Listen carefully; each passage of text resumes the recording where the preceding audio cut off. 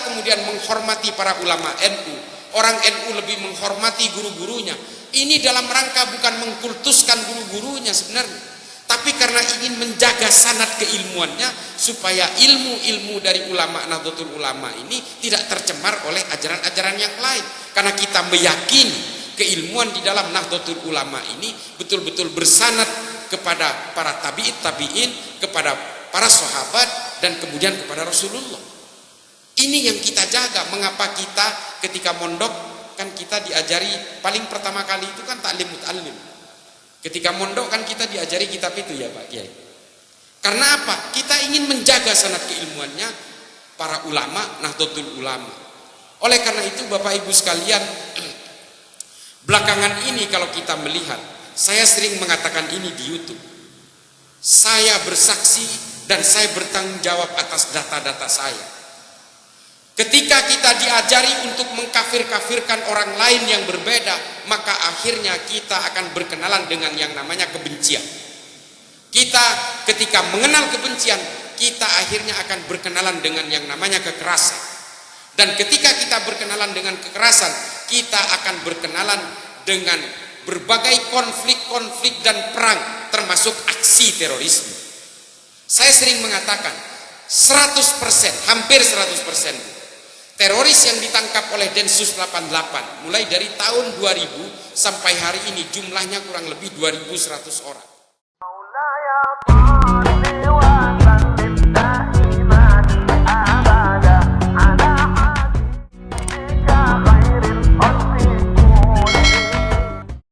Dan alhamdulillah ada ibu-ibu, mungkin saya nggak tahu, mungkin ibu-ibu juga nonton berbagai tausiah saya di YouTube. Mungkin ibu-ibu ini senang kali, karena saya anti poligami, Bu. Jadi banyakkan ibu-ibu yang hadir. Karena bukan anti sebenarnya, Bu. Karena di mata saya poligami ini banyak mudarat, Bu. Goncang, Bu, rumah tangga itu. Ini mohon maaf kalau yang sudah poligami ya diam-diamlah.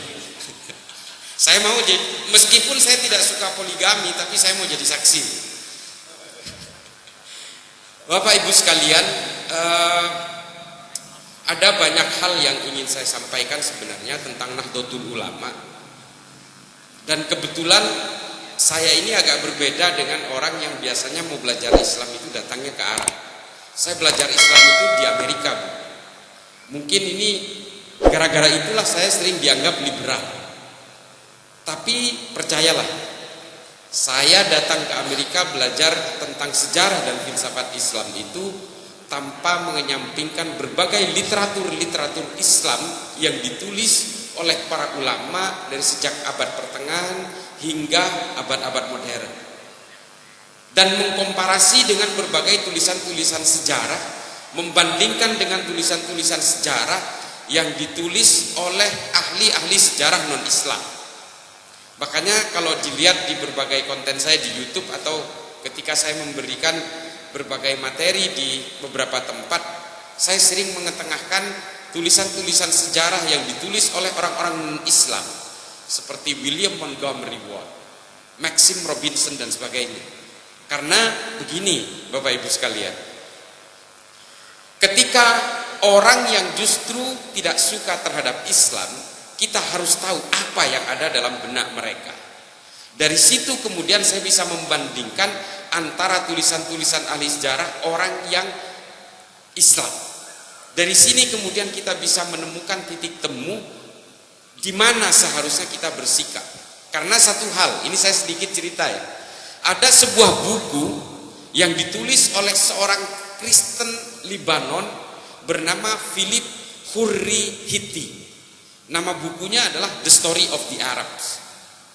Kisah bangsa Arab, sejarah bangsa Arab. Orang Eropa pernah menyusupkan 25 orang untuk pura-pura. Karena di dalam tulisan Philip Hurri-Hitti ini juga ditulis pura-pura, tanda kutip. Pura-pura masuk Islam. Tujuannya bukan apa? Dia mempelajari Islam untuk mengetahui kelemahan Islam itu di mana. Salah satu yang masuk itu di antara 25 itu adalah Snuk Horgronya yang kemudian diterjunkan di Aceh dan berhasil memecah belah Aceh karena dia nyamar menjadi orang Islam. Dan temuannya ternyata sangat sederhana. Kelemahan orang Islam itu adalah ketika orang Islam ini berkepentingan dengan kekuasaan politik, orang Islam ini cenderung berpecah belah. Nah, ini yang harus kita ketahui. Kita sudah diajarin oleh sejarah bahwa ketika orang Islam itu berkepentingan dengan berbagai ambisi-ambisi politik, orang Islam saling membunuh sesama orang Islam saling berperang sesama orang Islam, pemimpin Islam dibunuh atas nama Islam setelah sebelumnya dikafirkan lebih dulu. Nah, ini soal sejarah. Pembunuhnya Sayyidina Utsman ibnu Affan itu orang Islam juga, Bu. Bapak Ibu sekalian, adik-adik mungkin yang belum mengerti sejarah tentang bagaimana sejarah-sejarah politik awal pasca Rasulullah wafat, mungkin ini terlalu banyak yang disembunyikan. Saya ingin mengetengahkan sejarah ini supaya jadi pelajaran bagi kita bahwa umat Islam hari ini terlalu gampang dipecah belah, dihasut, mengumbar kebencian, mengumbar caci maki, bukan hanya kepada orang yang berbeda keimanan, tapi juga kepada orang yang satu keimanan, termasuk kepada orang yang berbeda tafsir atau yang sama tafsirnya sekalipun. Nanti saya ceritakan apa yang dialami oleh Nahdlatul Ulama hari ini di Indonesia. Kebetulan saya tenaga ahli pencegahan radikalisme, ekstremisme dan terorisme di Mabes Polri yang lebih banyak bekerja dengan Densus 88. Hari ini, malam ini, di sini ada di sini ya, Pak Kepala Satuan Tugas Wilayah Densus 88 Kepulauan Riau. Saya kira hadir di sini. Namanya Pak Ervin, Bu. Insya Allah ada hadir di sini, di sekitar sini. Densus memang nggak mau nampakin orangnya biasanya. Ngintip-ngintip biasanya. Tapi insya Allah bukan orang NU lah yang ditangkap. Biasanya orang Wahabi. Saya bisa membuktikan itu, nanti saya cerita. Nah, orang Islam sudah diajari oleh sejarah bahwa pembunuhan terhadap Sayyidina Utsman ini dilakukan oleh sesama orang Islam. Karena apa? Karena politik. Perkelahian antara Sayyidina Umar dengan Sa'ad bin Ubadah 3 hari setelah Rasulullah wafat, jenazahnya belum dimakamkan, 2 orang ini sudah ribut, sudah mau berkelahi. Gara-gara apa? Ingin mengganti Nabi. Lalu kemudian ada seorang penghafal Quran 30 juz, puasa Senin Kemisnya tidak pernah lowong, sholat sunnahnya tidak pernah lowong, namanya Abdurrahman bin Muljam At-Tamimi. Dia adalah orang yang membunuh Sayyidina Ali. Sesama orang Islam, Bu. Bahkan seorang hafidz Quran pembunuhnya. Apa alasannya? Politik. Dan kemudian kita terlibat perang satu sama lain sesama orang Islam karena kita memang rentan oleh fitnah-fitnah. Salah satunya adalah perang Jamal, perang Siffin, perang Hurrah, perang Zab. Ini adalah praktek peperangan yang saling bunuh antara sesama orang Islam. Hanya karena apa? Karena politik. Perang Zab itu terjadi antara Bani Umayyah dan Bani Abbasiyah. Dari klannya Abu Sufyan dan kelompoknya Bani Hashim saling berperang, membunuh kurang lebih sekitar 8.000 muslim pada saat itu. Sesama orang Islam. Islam masih belum terpecah belah, Bu. Masih belum ada aliran ini, aliran itu. Belum, ini masih jadi satu. Bahkan sahabat yang masih hidup ketika Rasulullah masih hidup pun masih banyak yang hidup. Dan ikut juga dibunuh di situ. Perang Hurrah itu membunuh kurang lebih 70 sahabat ring satunya Nabi.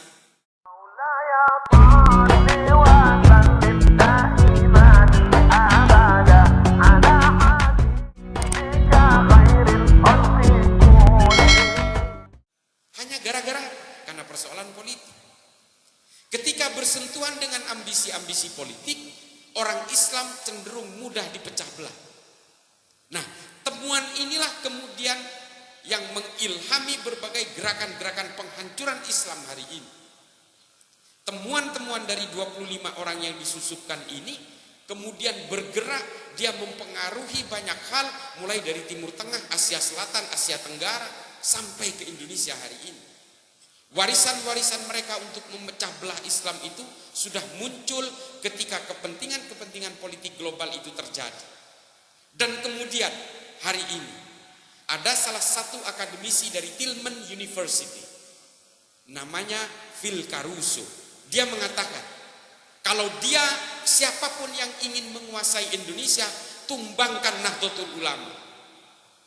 Nih, tolong dicatat, saya ulangi sekali lagi. Siapapun yang ingin menguasai Indonesia, tumbangkan Nahdlatul Ulama. Satu pertimbangannya, Nahdlatul Ulama adalah organisasi berbasis keislaman terbesar di dunia. Hidup di suatu negara di mana jumlah penduduk Islamnya terbesar di dunia, yakni bernama Indonesia. Dan yang ketiga adalah Nahdlatul Ulama adalah satu-satunya entitas yang tidak pernah menyuarakan kebencian kepada orang yang berbeda. Ini kata Phil Caruso, bukan kata saya. Dan kemudian yang keempat adalah Nahdlatul Ulama tidak pernah punya riwayat untuk melakukan pemberontakan terhadap negaranya sendiri. Tepuk tangan untuk Nahdlatul Ulama. Orang-orang Nahdien pada zaman PKI berjaya justru dipersekusi oleh orang-orang komunis, para kiai dibantai, para santri dibantai, dan semuanya diam. Hingga akhirnya ulama-ulama Nahdlatul Ulama dan para santri melakukan serangan balik untuk apa? Bukan untuk membela dirinya sendiri, tapi untuk membela negara ini dari cengkraman komunis. Dan hari ini banyak seringkali digugat karena NU melakukan pembantaian terhadap orang-orang komunis tanpa pernah ada yang ikut menyuarakan bahwa pembantaian orang komunis kepada kiai-kiai NU dan santri seharusnya juga digugat. NU tidak pernah mementingkan dirinya sendiri selain hanya membela bangsa ini. Di zaman Soeharto, NU juga betul-betul diintimidasi, diinjak dan sebagainya. Ketika Gus Dur berhasil menjadi ketua PBNU, bahkan oleh rezim Soeharto sekalipun diberikan tokoh tandingan namanya Abu Hasan di Muktamar Cipasung di Tasikmalaya tahun 94. Artinya NU betul-betul dicurigai menjadi suatu gerakan-gerakan politik, padahal NU tidak pernah punya hasrat politik apapun. Mbah Hashim, ulama-ulama NU pasca kemerdekaan tidak pernah punya ambisi untuk menguasai negara ini.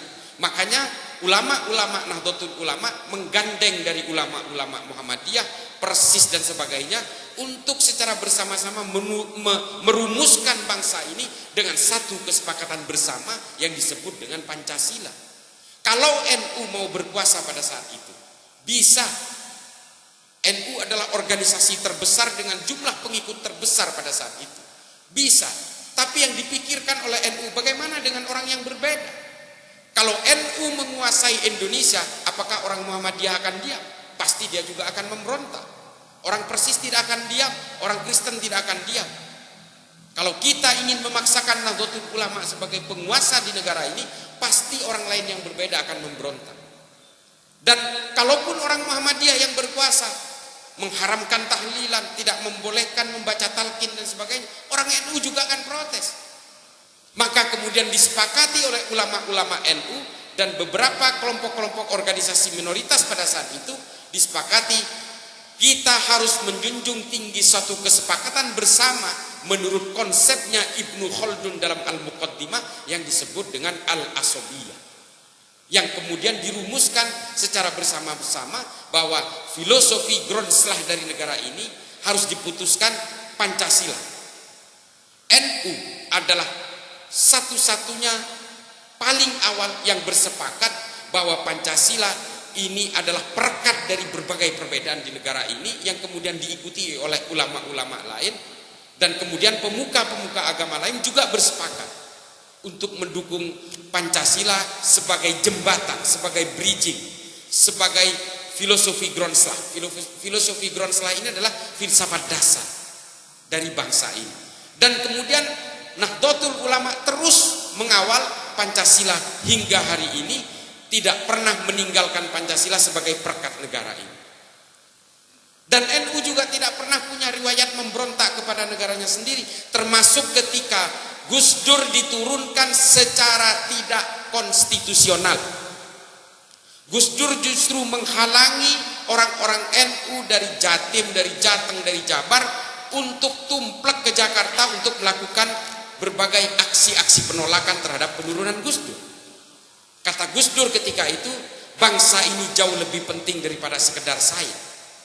Tidak ada jabatan yang harus dipertahankan mati-matian. Bangsa ini jauh lebih penting dari jabatan kepresidenan saya. Kalian diam semua di tempat. Dan semuanya kemudian tidak datang ke Jakarta. Kalau orang-orang Nahdliyin ini dikerahkan ke Jakarta pada saat itu, mungkin Monas pun tumbang. Bisa jadi kekuatan secara luar biasa dari orang-orang Nahdliyin di daerah, di 3 tempat di Pulau Jawa ini sungguh luar biasa. Dan kemudian apa yang terjadi? NU hingga hari ini betul-betul mengambil jalur tengah, middle path, sebagai penganut Islam wasatiyah. Nah, ini Bapak Ibu sekalian, gambaran sederhana tentang Nahdlatul Ulama. Hari ini kemudian apa yang terjadi?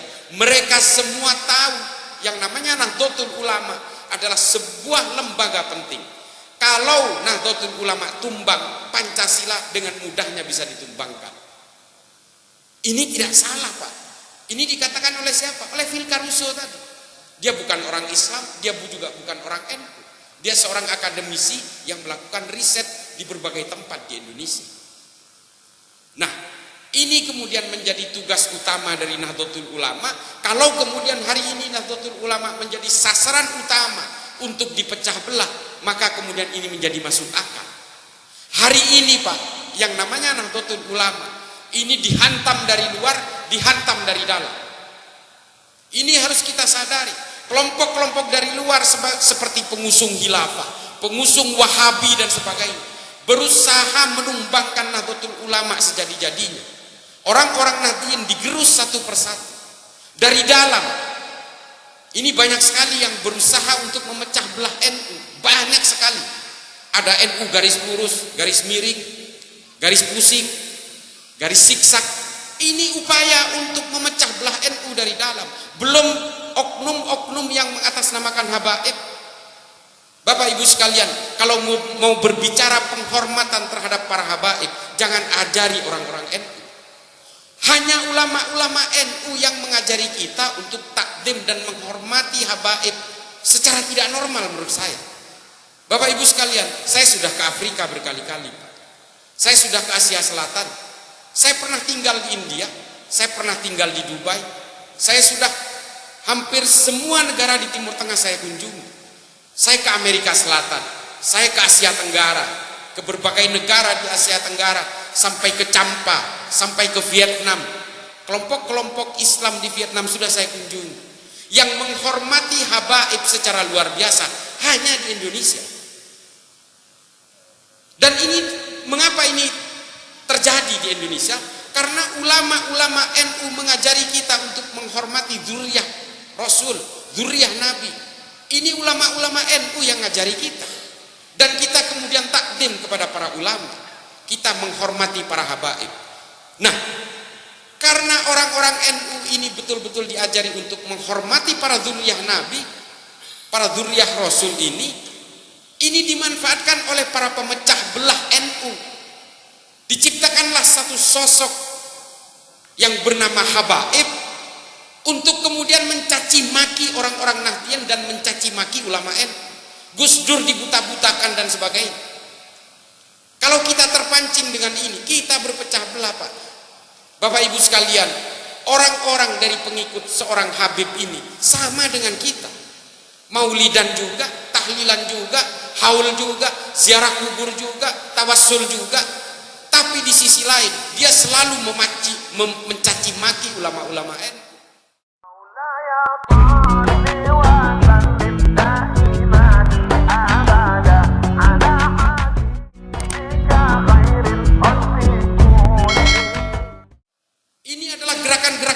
operasi intelijen untuk memecah belah NU supaya NU pada akhirnya keropos dan tumbang. Dan ketika NU itu tumbang, pada akhirnya mereka akan dengan mudahnya menguasai Indonesia ini.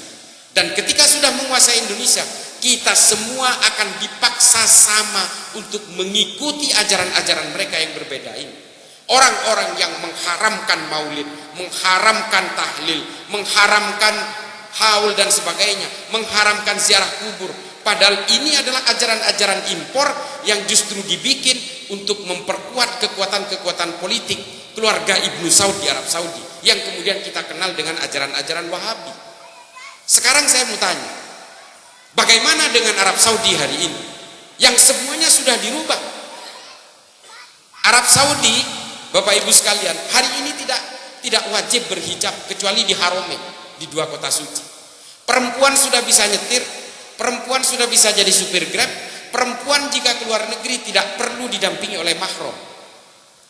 Muhammad bin Salman ketika diwawancarai di Frontline di PBS mengatakan bahwa saya tidak mengubah ajaran agama. Yang saya ubah ini adalah tafsir-tafsir agama. Kalaupun Muhammad bin Abdul Wahab hidup hari ini, saya yakin Muhammad bin Abdul Wahab setuju dengan tindakan saya. Ini kata Muhammad bin Salman. Ini bisa dilihat di YouTube. Tapi berbahasa Inggris memang. Nah, kalau seperti ini mau apa? Orang-orang Wahabi di Indonesia yang selalu mengaku bahwa ajarannya ini adalah ajaran yang paling otentik dengan ajaran Nabi, menganggap dirinya adalah satu penganjur atau penganut ajaran-ajaran paling orisinil dengan kehidupan Nabi. Tapi Arab Saudi sudah berubah, padahal ini pabriknya Wahabi. Mengapa ajaran-ajaran mereka ini mengharamkan maulid, mengharamkan ziarah kubur dan sebagainya? Karena ini pesanan semua. Dan mengapa juga mereka mengharamkan kita menghormati zuriyah Nabi? Karena musuh politiknya keluarga Ibnu Saud di Najat ini adalah seorang habaib, Bapak Ibu sekalian. Namanya Ibnu Rashidin. Habaib, musuh politiknya. Oleh karena itu kemudian kita diharamkan untuk menghormati para habaib. Dan mengapa mereka mengharamkan ziarah kubur? Karena keluarga Ibnu Saud tidak mau orang-orang ini masih berhubungan, orang-orang Saudi masih berhubungan dengan masa lalunya. Dan mengapa situs-situs kenabian semua dihancurkan?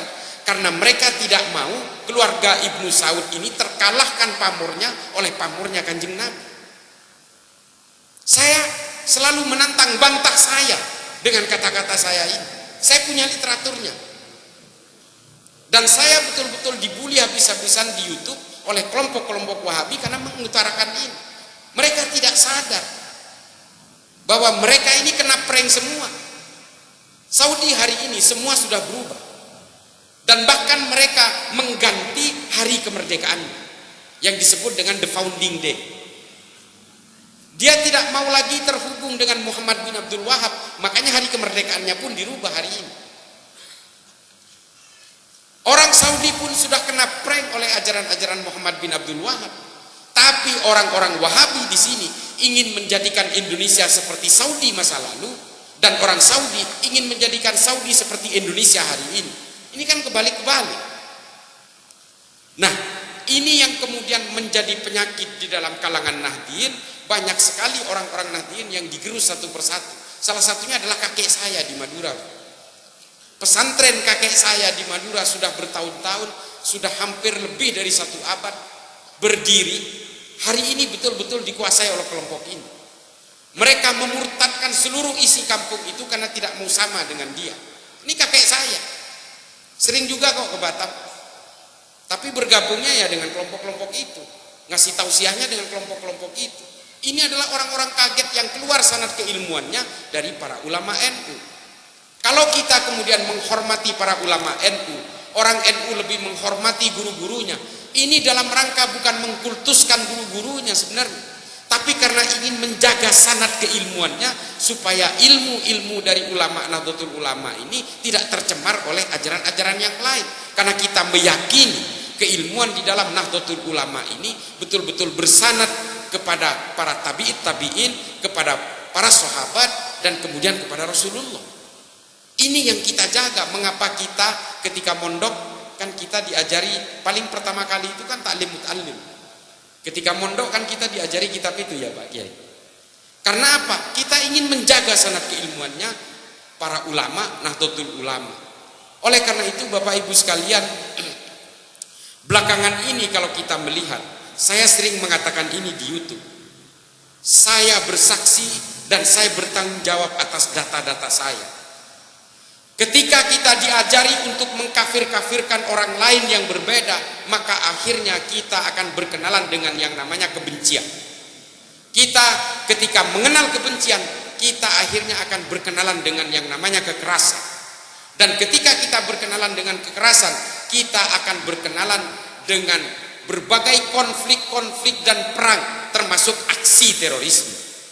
Saya sering mengatakan 100%, hampir 100% teroris yang ditangkap oleh Densus 88 mulai dari tahun 2000 sampai hari ini jumlahnya kurang lebih 2.100 orang.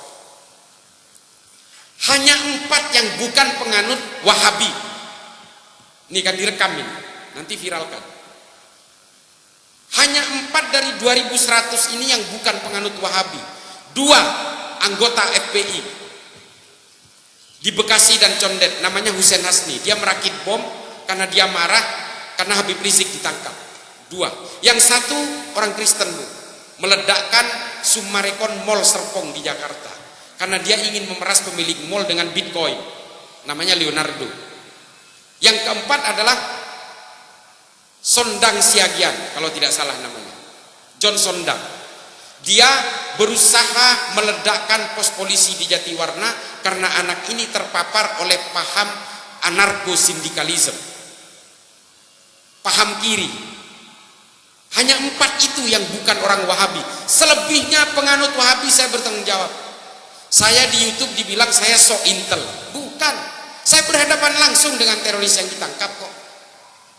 Kalau orang-orang yang tidak percaya dengan data ini, silahkan daftar ke saya bawa ke terorisnya langsung ngobrol sendiri, nggak usah saya yang nerangkan.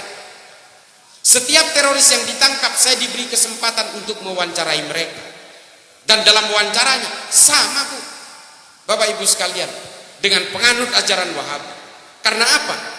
Orang-orang penganut Wahabi ini selalu mengklaim kebenaran adalah miliknya.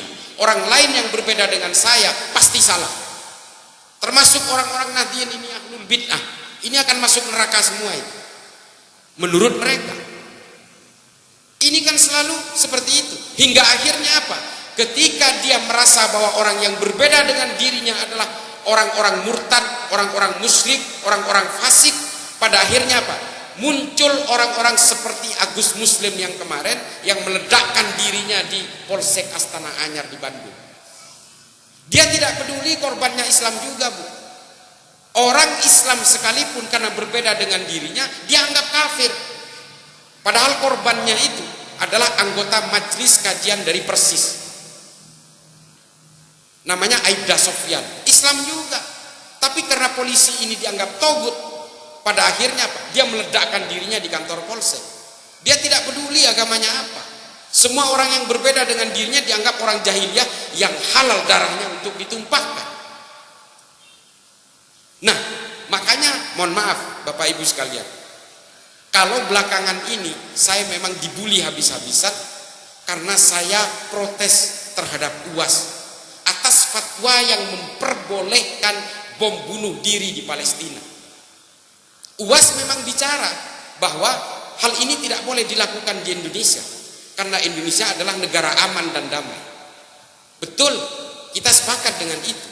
Persoalannya adalah bagi kelompok teroris, Indonesia ini bukan negara aman dan damai. Ini negara darurat perang. Jadi mereka dengan halalnya mereka mengatakan fatwa ini dipakai untuk meledakkan dirinya, untuk membunuh orang lain. Apa buktinya? Salah satu anggota jaringan peledak bom bunuh diri di Katedral Makassar, di salah satu handphonenya ditemukan video fatwanya UAS ini. Makanya saya protes kepada UAS. Pada satu sisi saya setuju dengan UAS, saya pengikutnya UAS juga. Ketika UAS membahas tentang bagaimana Wahabi itu dilahirkan, bagaimana kejelekan-kejelekan Wahabi, UAS membahas itu, saya sepakat sekali. Tapi tolong jangan main-main dengan fatwa bom bunuh diri ini.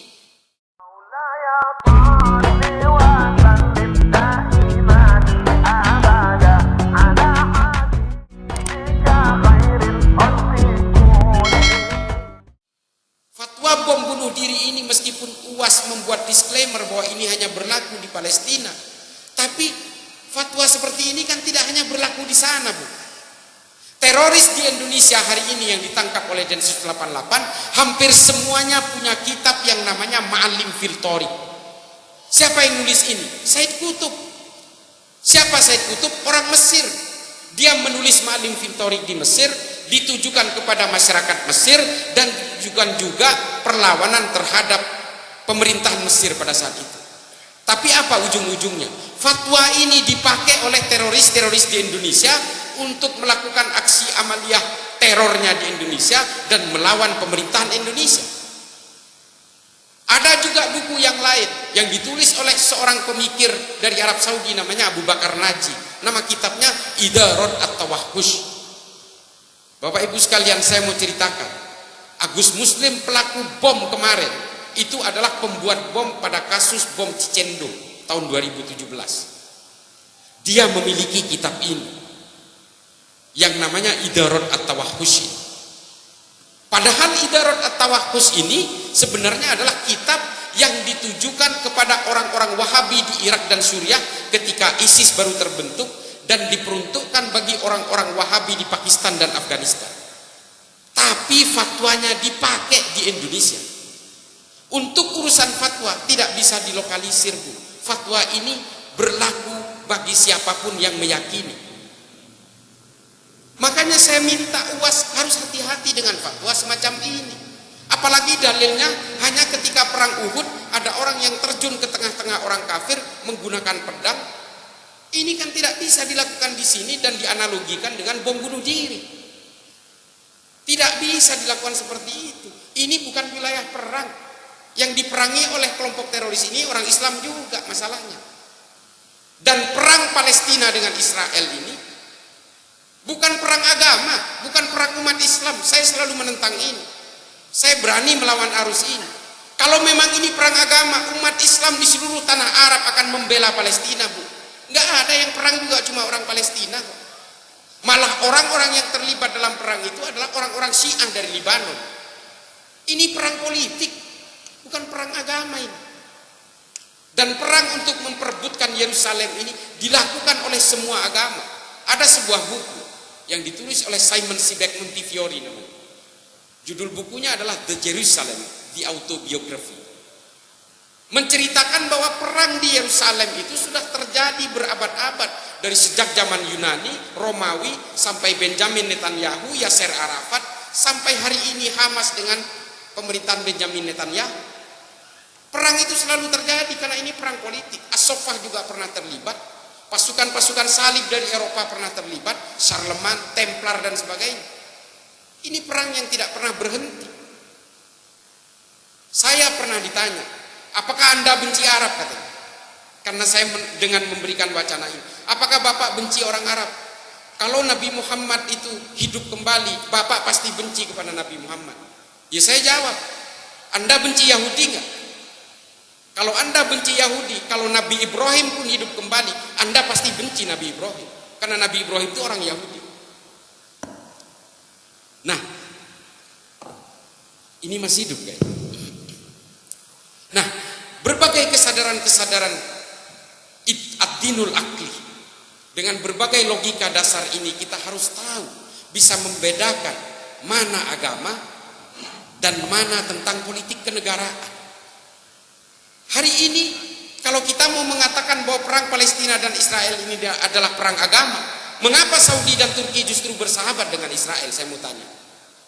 Mereka bersahabat, mereka menjalin hubungan bilateral, hubungan diplomatik. Indonesia masih sangat punya harga diri. Indonesia sampai hari ini tidak mau menjalin hubungan diplomatik dengan Israel karena pertimbangan kemanusiaan.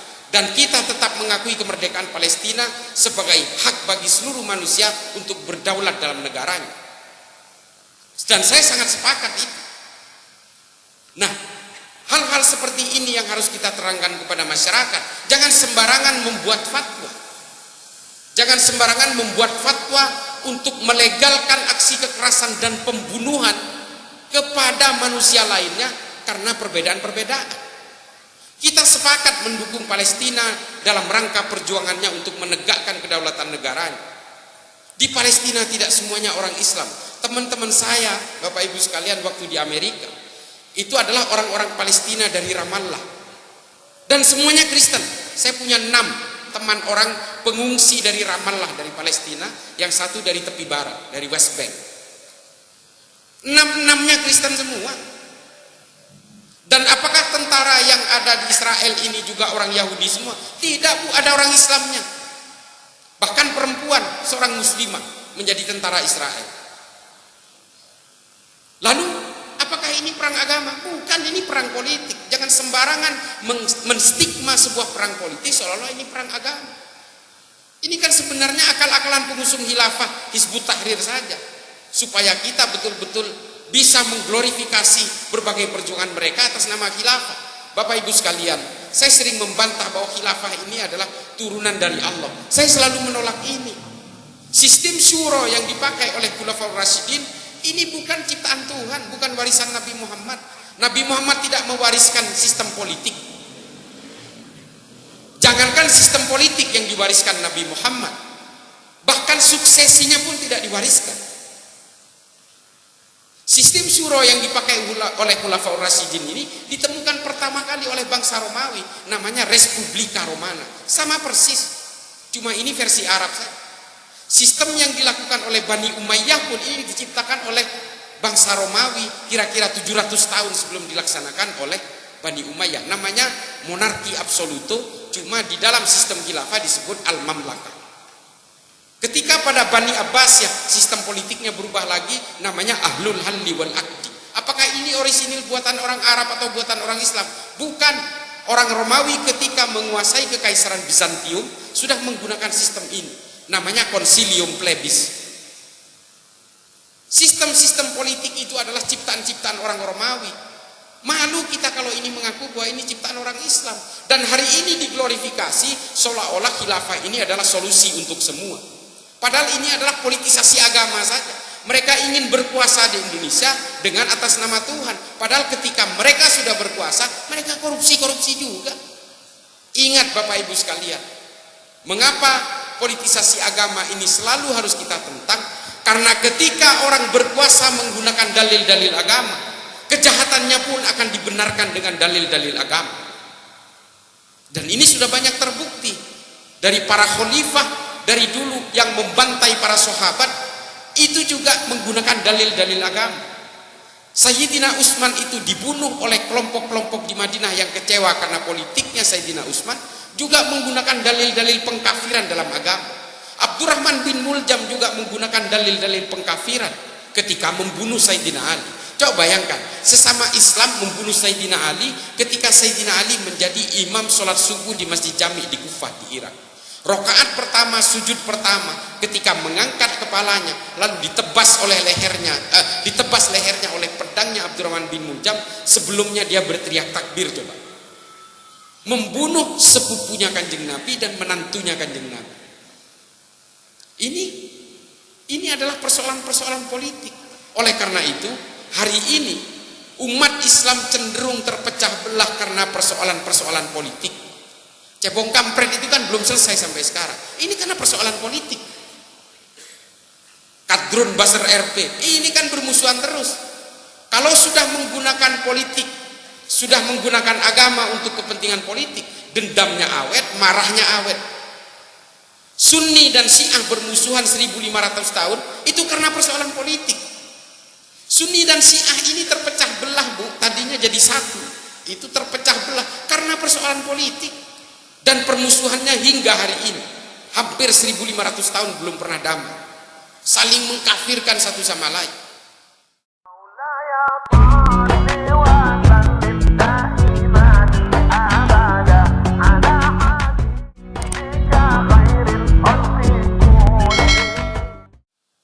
Ini loh kalau politisasi agama itu terjadi dan kita kemudian terpecah belah. Makanya ketika Gus Yahya menjadi ketua PBNU, dia ingin memisahkan entitas antara kekuatan-kekuatan politik dan kalangan Nahdlatul Ulama dan Nahdien Kultural. Saya sepakat sekali. Karena kalau tidak, orang NU akan terpecah belah. Karena tidak semua orang NU itu menjadi pendukungnya PKB. Ada orang NU yang menjadi pendukung PDIP, ada yang menjadi pendukung PAN dan sebagainya. Kalau ini diakomodasi oleh PBNU, maka semua orang Nahdliyin di seluruh Indonesia akan terpecah belah karena persoalan politik. Ini saya sangat setuju sekali.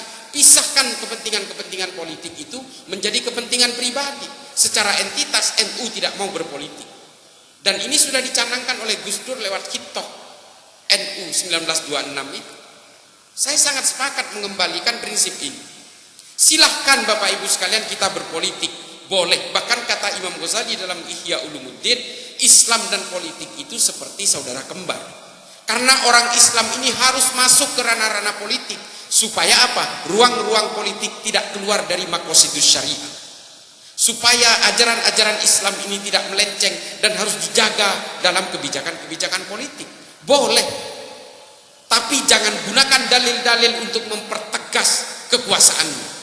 Jangan gunakan narasi-narasi bahwa saya mewakili Islam, orang yang tidak mau memilih saya adalah orang yang tidak loyal terhadap Islam. Ini bahaya. Yang tadinya Islah Bahrawi setelah nyalek ada hajinya di depan. Ha Islah Bahrawi, pakai sorban lagi fotonya. Muncul di billboard itu, jadi banner. Nah ini kan bagian-bagian dari politisasi agama pada tingkat dasar. Nggak boleh, karena nanti ketika dia bisa jadi melakukan kejahatan, orang akan mengidentikan agamanya dengan dia. Ini bahaya sekali. Makanya Bapak Ibu sekalian silahkan berpolitik. Orang Islam harus berpolitik. Terlebih lagi orang Nahdliyin harus berpolitik supaya suara representasi perwakilan dari kalangan Nahdliyin bisa terwakili di parlemen. Harus, kalau enggak kita akan tersisihkan terus. Harus berpolitik. Tapi jangan kemudian menggunakan dalil-dalil agama untuk memperlancar dan menjadi tunggangan untuk menaikkan dirinya terhadap kekuasaan. Enggak boleh. Politik identitas, politik agama boleh. Karena di sistem demokrasi elektoral seperti ini, perwakilan itu penting. Orang Batam kalau mau jadi calon legislatif di Jakarta, ya harus mewakili orang Batam. Orang Sebeduk kalau ingin menjadi anggota DPRD di Batam, ya harus mewakili suara-suara orang Sebeduk. Ini politik identitas, boleh. Yang tidak boleh kan politisasi identitas. Kalau orang Sebeduk nggak memilih saya, silakan pergi dari Sebeduk. Anda bukan bagian dari anggota warga Sebeduk misalnya. Nah ini yang nggak boleh. Ini namanya politisasi identitas. Politik agama boleh, harus. Karena Bapak Ibu sekalian harus mewakili suara-suara orang beragama Islam. Tapi jangan politisasi agama untuk kepentingan-kepentingan pribadinya. Nah Bapak Ibu sekalian, ini terutama ibu-ibu dari Muslimat dan Fatayat. Di dalam Islam itu kekurangan ahli fikih perempuan. Saya selalu menyuarakan ini. Saya punya teman yang sudah sepuh namanya Profesor Dr. Azizatul Hibri.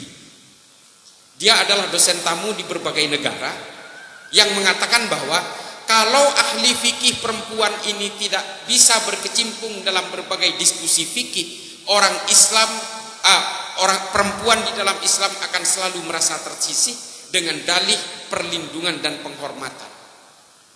Ini dikatakan oleh Profesor Azizatul Hibri.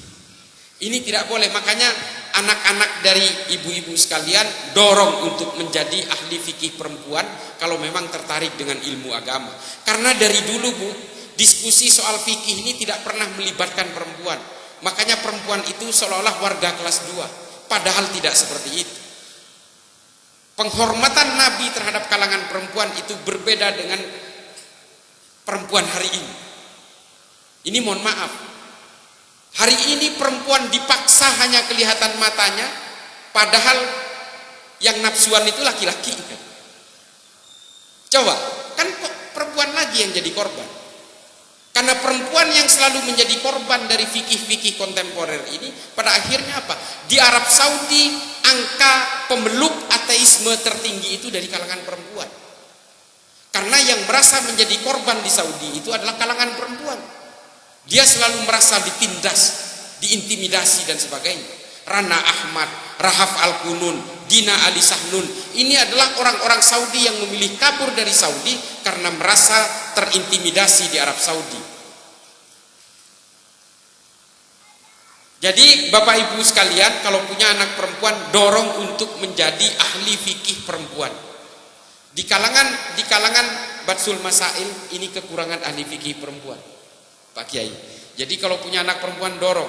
Sayangnya anak saya itu nggak tertarik dengan ahli fikih, malah jadi sarjana komunikasi advertising. Ini dia. Sudah saya dorong-dorong nggak mau. Berat ya kalau jadi ahli fikih itu. Pertanggungjawabannya kan dunia akhirat katanya. Waduh, anak saya sendiri gagal saya cetak menjadi ahli fikih. Tapi ya mudah-mudahan muncul dari putra-putrinya, dari putrinya ibu-ibu dan bapak-bapak sekalian. Nah, ini harus kita dorong supaya perempuan di dalam Islam itu betul-betul berdaya secara sosial, secara politik, secara ekonomi dalam koridor maqasidus syariah. Harus. Nah, Bapak Ibu sekalian, apa yang kita alami hari ini adalah serangan-serangan terhadap umat Islam di Indonesia ini bukan berdiri di ruang hampa. Semua digerakkan oleh power shifting global game. Negara-negara barat seperti Amerika, seperti Eropa dan sebagainya berusaha ikut campur untuk ikut memecah belah umat Islam di seluruh dunia. Kita tidak bisa menampik, Pak. Yang mendirikan Al-Qaeda itu juga Amerika. Yang membentuk ISIS di Irak dan Suriah ini juga dorongan dari negara-negara barat. Tujuannya apa? Untuk memecah belah orang Islam, Pak. Ini saya juga tidak bisa menampik itu. Karena operasi intelijennya memang mengatakan seperti itu. Data-data intelijennya mengatakan seperti itu. Apakah kita harus menyalahkan orang Amerika dan orang-orang Eropa? Enggak. Yang harus kita salahkan adalah diri kita sendiri. Mengapa kita rentan dipecah belah? Karena persoalan-persoalan politik. Makanya Bapak Ibu sekalian, yang paling terakhir, karena ini Piala Dunia ini sebentar lagi, saya dari tadi otak saya itu udah ngelihat Qatar aja. Yang harus kita perhatikan, kalau kita ingin memajukan ilmu pengetahuan, ingin memajukan Islam, kita majukan lewat ilmu pengetahuan. Adik-adik sekalian ya, kalian harus baca buku. Saya ini baca bukunya 1000 halaman per bulan sampai hari ini. 250 halaman per minggu.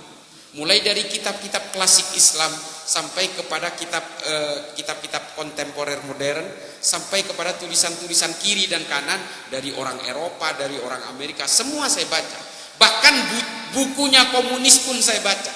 Bukunya Lenin, State of Revolution, saya baca. Bukunya Karl Marx, Das Kapital, saya baca. Bukunya Ernest Bloch namanya, Das Prinzip Hoffnung, saya baca. Buku-bukunya Abu Bakar Ahmad Ad-Dinawari, Al-Mujalas wa Jahirul Ilmi, saya baca. Buku-bukunya Ibnu Khaldun dalam Al-Muqaddimah Al-Ibar, saya baca. Semua buku saya baca. Termasuk buku-bukunya teroris Idarat At-Tawakkus, saya baca. Ma'lim fil Tariq, Jahiliyatul Qarnin Istrid, saya baca semua. Supaya saya tahu isi otaknya manusia-manusia ini seperti apa. Nah, kita pernah melahirkan Al-Biruni, Al-Kindi, Al-Khawarizmi, Imam Ghazali, Ibnu Rus, Ibnu Sina, semua pernah kita lahirkan. Ketika kita masih memegang teguh ilmu pengetahuan sebagai platform dasar dalam perjuangan Islam, yang akhirnya mengilhami keilmuan-keilmuan Eropa dan berkontribusi terhadap peradaban dunia. Berbagai pemikiran-pemikiran Ibnu Khaldun mengilhami Adam Smith, John Locke, John Maynard untuk merumuskan demokrasi modern. Al-Khawarizmi pencipta angka 0 dalam matematika. Enggak ada yang tahu ini. Al-Khawarizmi yang menciptakan angka 0 dalam matematika itu orang Islam. Kalau kita tidak ada angka 0 di dalam matematika ini, kita tidak mengenal ribuan, jutaan, miliaran, triliunan dan sebagainya. Minus 1, minus 2, minus 3 tidak kita kenal, karena penghubung positif dan negatif itu angka 0, dan ini ditemukan oleh Al-Khawarizmi. Kata-kata algoritma ini diambil dari namanya Al-Khawarizmi. Bahasa Inggrisnya algorithm, di Indonesia kan jadi algoritma. Ini dari nama Al-Khawarizmi.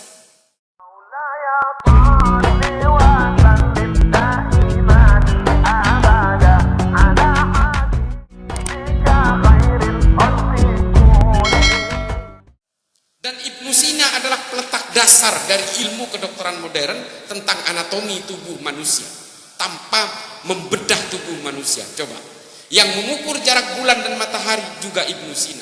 Makanya pemikir-pemikir Islam zaman dulu itu disebut dengan polimath. Orang yang bisa apa saja. Astronomi bisa, matematika bisa, filsafat bisa, fikih bisa. Nah, ini hebatnya para pemikir Islam. Tulisan Abu Bakar Ahmad At-Tinawari dalam Al-Mujalasah wa Jahirul Ilmi tentang bela negara ini diadopsi oleh Jürgen Habermas dalam konsep Verfassung Patriotismus. Ini dari Islam semua. Bach, Beethoven, Mozart, semua terilhami dari ilmu-ilmu musik yang dirumuskan oleh Al-Farabi. Ini Islam semua ini. Dan berbagai ordo dan klasifikasi tumbuh-tumbuhan ini ditulis oleh sebuah kitab yang ditulis oleh Abu Bakar Ahmad yang bernama An-Nabat. Makanya kita kenal kata-kata nabati. Dan kemudian pencipta lensa pertama itu adalah kitab yang ditulis oleh orang Islam dalam salah satu kitab namanya Al-Haya. Tapi karena tidak direspon oleh orang-orang Islam, kemudian dibawa ke Jerman, sehingga yang kita kenal hari ini pencipta lensa itu adalah orang Jerman. Padahal konsepsinya ada di kitab Al-Haya pertama kali. Bagaimana merekam kejadian sehingga bisa dilihat di waktu yang berikutnya. Ini Al-Haya yang menulis. Dan saya sudah baca kitabnya. Dan ini kita tidak pernah melahirkan ilmu pengetahuan yang masterpiece seperti ini lagi. Karena apa? Kita sibuk berpolitik. Akhirnya yang kita lahirkan bukan Ibnu Sina atau Al-Hawarizmi. Yang kita lahirkan hari ini adalah Abu Bakar Al-Baghdadi, Osama bin Laden, Aiman Al-Zawahiri, Abu Bakar Ba'asyir, Oman Abdurrahman, Agus Muslim yang jadi peledakan bom itu. Itu yang kita lahirkan hari ini. Kita akhirnya mengidentikan secara tidak sengaja Islam dengan kekerasan dan teror. Kalau sudah agama itu kemudian melekat dengan aksi-aksi kekerasan, siapa yang mau tertarik dengan Islam? Tidak ada. Karena cara Nabi memperkenalkan Islam dari dulu adalah dengan cinta, dengan kemanusiaan, dengan kedamaian, sama seperti yang diajarkan oleh ulama-ulama Nahdlatul Ulama kepada kita. Sama. Kita tidak diajari untuk membenci orang yang berbeda. Dari dulu kita hidup guyup, berbeda tafsir, berbeda agama. Tapi hari ini, belakangan ini, kita kalau ada yang berbeda agama di grup WA alumni SMA saja dikeluarkan, Bu. Karena beda agama loh. Nah, hal-hal seperti inilah yang harus kita kembalikan kepada masa-masa ketika NU betul-betul guyup dalam arahan para ulama-ulama Nahdlatul Ulama. Dan Nabi dulu betul-betul mengadopsi segala perbedaan di Madinah. Orang Muhammadiyah, orang Yahudi, orang Kristen, semua disatukan dalam satu entitas bernama Madinah. Pendatang dan juga pribumi disatukan dengan kaum Muhajirin dan kaum Ansor. Orang-orang yang selalu bertikai selama berabad-abad, suku Aus dan suku Khazraj disatukan oleh Nabi menjadi satu negara yang bernama Kedaulatan Madinah. Nah, ini yang harus kita tiru hari ini. Piala dunia lagi. Jadi ini saya kira harus saya akhiri nih. Maaf ibu-ibu yang gak suka bola, sampean semua ini jadi korban akhirnya. Jadi apa yang ingin saya sampaikan ini adalah bukan persoalan ego sektoral terhadap organisasi bernama Nahdlatul Ulama. Jika kita ingin hidup tentram dan damai seperti hari ini yang kita rasakan, mari kita jaga persatuan dan kesatuan tanpa harus membenci siapapun yang berbeda. Ini yang kita perlukan hari ini. Mari kita tetap menghormati para guru, para ulama. Mari kita hormati dan kita jalankan akhlak-akhlak kenabian yang pernah dituntunkan kepada kita oleh Rasulullah. Sangat sederhana, yaitu apa? Menyebarkan agama ini dalam intimasi sosial berbasis cinta, kemanusiaan, dan kedamaian. Kalau cuma ingin membenci, kalau cuma ingin memerangi orang lain, nggak perlu agama. Orang nggak percaya kepada Tuhan sekalipun bisa melakukan itu. Agama ini diturunkan oleh Allah supaya kita bisa menghargai kemanusiaan dan selalu menciptakan kedamaian. Sungguh mustahil agama ini diturunkan oleh Allah supaya kita membuat huru-hara di bumi ini, supaya kita selalu berkeinginan untuk membinasakan orang lain. Sangat mustahil agama tujuannya itu. Bapak Ibu sekalian, mungkin ini yang bisa saya sampaikan. Mudah-mudahan bisa menjadi maslahat bagi saya yang fakir ilmu ini. Saya tidak bisa bercerita panjang lebar gara-gara Piala Dunia. Akhiran ihdinas siratal mustaqim wallahul muwaffiq ila aqwamit thoriq. Assalamualaikum warahmatullahi taala wabarakatuh.